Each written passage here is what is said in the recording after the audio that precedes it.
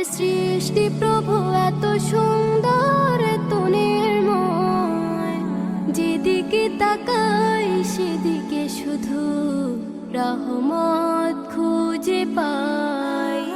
তোমার সৃষ্টি প্রভু এত সুন্দর এত নির্ময়, যেদিকে তাকাই সেদিকে শুধু রহমত খুঁজে পাই।